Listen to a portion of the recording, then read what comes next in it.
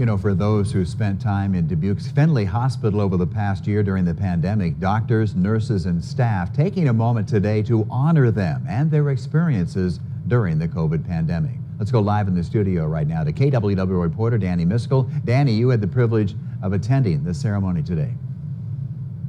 Ron, Finley Hospital gathered to reflect on this past year's experience of working through the pandemic. The ceremony opened with short remarks, followed by a moment of silence for 52 seconds to honor the 52 patients who lost their battle with COVID-19.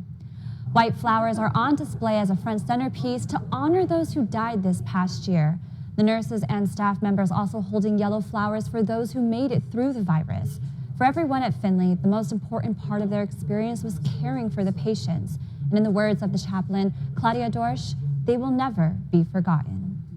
Want those that have entrusted us with their care and their family members to know that we continue to think about them and we continue to keep them in our thoughts and prayers.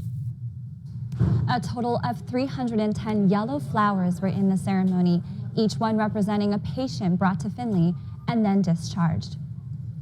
And I was able to speak with the nursing staff manager afterwards. She said many of the patients who were able to go home after their treatment expressed how much they missed being at Finley Hospital because they developed such a strong bond while they were there with the nurses.